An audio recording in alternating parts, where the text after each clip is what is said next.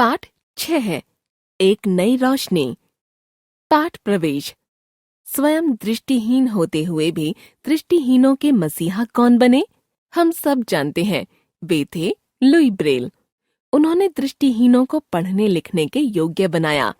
नेत्रहीनों के लिए एक कामयाब लिपि बनाकर उन्होंने जो काम किया, इसके लिए विश्व उनका सदा ऋणी रहेगा। दृष्टिहीनों के जीवन में प्रकाश पैदा करने के लिए वे सदा याद किए जाएंगे। तब उसकी दुनिया रोशन थी। वो सब कुछ देख सकता था। बादलों से भरा आकाश, हरे भरे खेत मैदान और घाटियां, कल कल करती नदियां, रंग बिरंगे फूल और चांद तारे। उसके पिता घोड़ों की जीनें बनाने वाले अपने छोटे से कारखाने में काम करते और 3 साल का लुई ब्रेल मुग्ध भाव से कारखाने में ही खेल रहा होता। फ्रांस में पेरिस के पास स्थित एक कस्बे कूपरे में लुई के पिता साइमन ब्रेल अपना काम करते हुए बच्चे का भी ध्यान रखते थे। उनका नन्हा पुत्र लुई कभी कलपुर्जों के साथ खेलता तो कभी अपने पिता को चमड़े की सख्त पट्टियों पर छुरी फिराते और उन्हें गद्दी की शक्ल में ढालते देखता रहता। सन 1812-13 की बात है। कारखाने में साइमन ब्रेल अपना काम कर रहे थे। उनके पास ही नन्हा लुई खेल रहा था। काम करते हुए उन्हें कुछ और औजारों की जरूरत महसूस हुई। वे दूसरे कमरे में औजार खोजने चले गए। इधर पिता को काम पर से हटते देख लुई हाथ में औजार लेकर चमड़े में छेद करने की कोशिश करने लगा। अचानक औजार फिसल कर उछला और लुई की एक आंख में धंस गया। वो दिन लुई के जीवन का सबसे खराब दिन बन गया। बच्चे की चीख सुनकर उसके पिता दौड़े आए, पर तब तक उसकी आंख में गहरा घाव हो चुका था। लुई को कई डॉक्टरों को दिखाया गया, लेकिन उसकी आंखों की रोशनी लौट न सकी। लाख उपचार कराने के बाद लुई की दूसरी आंख भी धीरे धीरे बेकार हो गई। उस छोटे प्यारे और घर तथा पास पड़ोस के दुलारे बच्चे के जीवन में सदा के लिए अंधेरा पसर गया। उसके हाथ में एक छड़ी आ गई जो उसकी मार्गदर्शक बनी। वो छड़ी के सहारे गांव में घूमने लगा।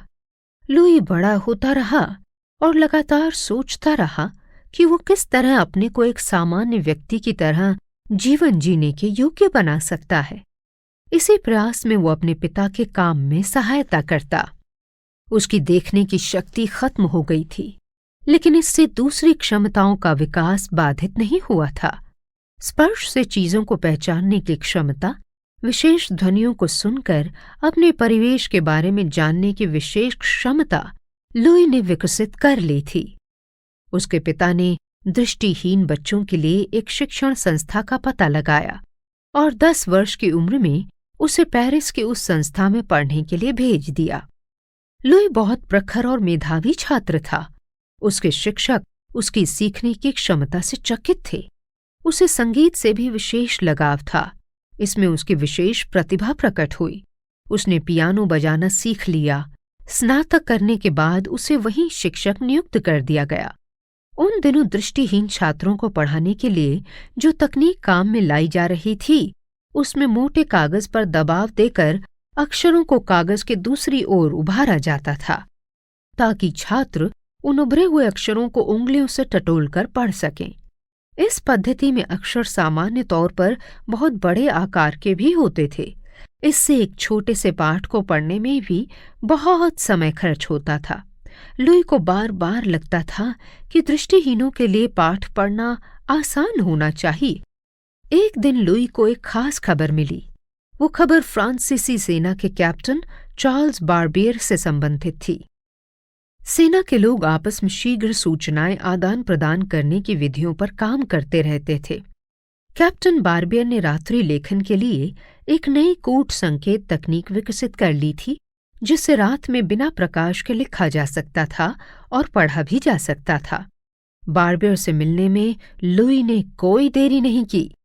उनसे मिलने के बाद लुई स्वयं लगातार इस दिशा में काम करता रहा और अंत में उसे एक छोटे आकार के हथछेदक हैंड पंच का डिजाइन तैयार करने में सफलता प्राप्त हुई, जो 6 छिद्रों वाले एक आयताकार बक्से के साथ उपयोग में लाया जा सकता था। वर्णमाला के प्रत्येक अक्षर, प्रत्येक संख्या और अन्य चिन्हों के लिए बिंदुओं का अलग अलग ढंग से संयोजन किया गया था। लुई ने अभ्यास करके इतनी दक्षता प्राप्त कर ली कि अब वो एक सामान्य व्यक्ति की तरह बल्कि उससे भी तेज रफ्तार में लिख और पढ़ सकता था। वह उन बिंदुदार उभारों को उंगलियों से स्पर्श करके पाठ को पढ़ता था। लुई में बहुत उत्साह था। उसने अपनी नई लिपि में संगीत के नोट्स लिखे। उसने वे सारी कहानियां लिपिबद्ध कर डाली जो उसने अब तक प्रायः दूसरों की सहायता से सुन रखी थी। ये सब कुछ तो हुआ, लेकिन आश्चर्यजनक बात ये हुई कि स्वयं वो संस्था जिसमें लुई शिक्षक के तौर पर काम करता था, उसके आविष्कार को अपनाने को तैयार नहीं हुई। उस संस्था के अधिकारी जो स्वयं दृष्टि संपन्न थे, उसके काम की बारीकी और महत्व को नहीं समझ सके। इससे लुई बहुत हतोत्साहित हुआ, लेकिन उसने हिम्मत नहीं हारी। उसे मालूम था कि उसका काम कितना महत्वपूर्ण है। उसने खाली समय में निजी तौर पर दृष्टिहीन छात्र छात्राओं को अपनी लिपि में पढ़ाना शुरू कर दिया। इसकी चर्चा पेरिस शहर और उसके आसपास रह रहे दृष्टिहीन व्यक्तियों के बीच होने लगी। फिर तो कुछ ही समय में दुनिया भर के दृष्टिहीनों के बीच लुई ब्रेल और उसकी लिपि के बारे में पता चल गया। इससे दृष्टिहीनों को बहुत फायदा हुआ। अब तक तो लुई और उसके छात्र छात्राओं ने मिलकर अनेक पाठ्य पुस्तकें, कथा साहित्य तथा संगीत से संबंधित पुस्तकें भी तैयार कर ली थी। इन पुस्तकों की धीरे धीरे मांग भी बढ़ रही थी। लुई ब्रेल ने दृष्टिहीनों के जीवन में ज्ञान का प्रकाश भरने के लिए अथक परिश्रम किया।